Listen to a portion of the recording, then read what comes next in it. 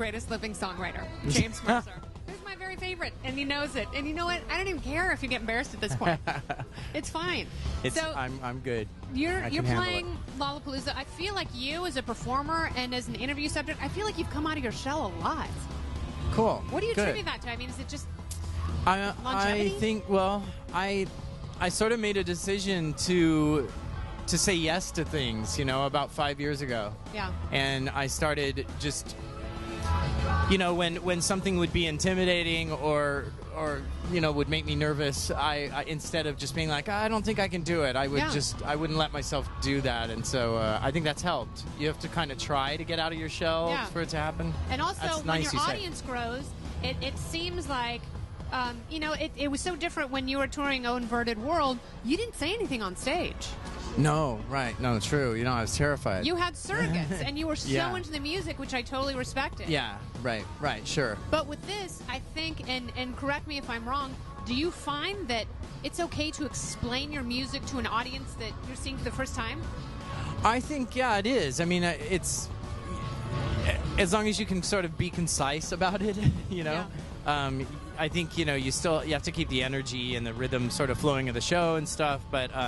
I do my best, to try and be a bit more verbal nowadays. No, it's nice. And, cool. And it shows in your videos, too, because Simple Song is actually hysterical.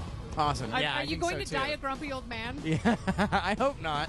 Are you going to torture the people in your life? I'm not going to die like that. I'm not going to... That was...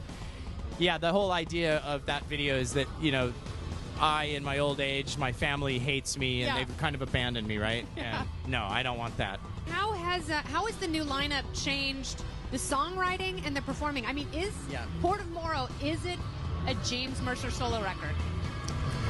Well, versus other Shins records? Right.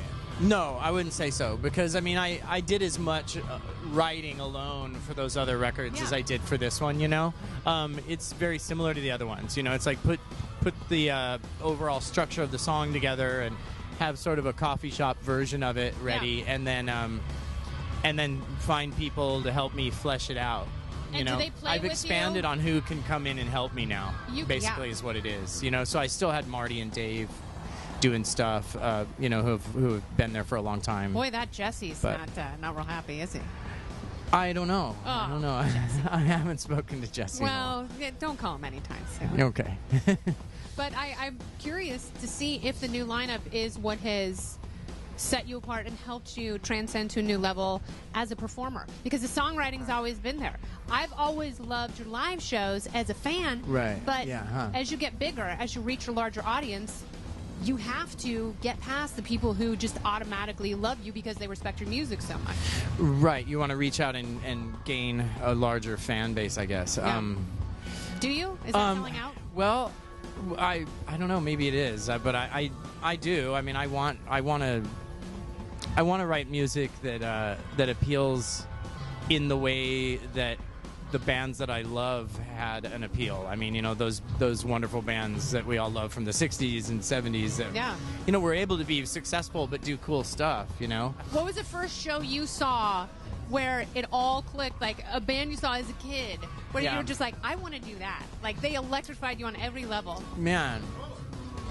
For me, it was more records. I went and saw, like, Van Halen play and Kiss play, but I was more just, like, blown away by the ridiculous spectacle of the stadium environment and stuff. It was hard to actually get into what was happening on stage. Yeah. I think it was listening to bands like Echo and the Bunnymen. Echo and the Bunnymen was a big band for me. Yeah.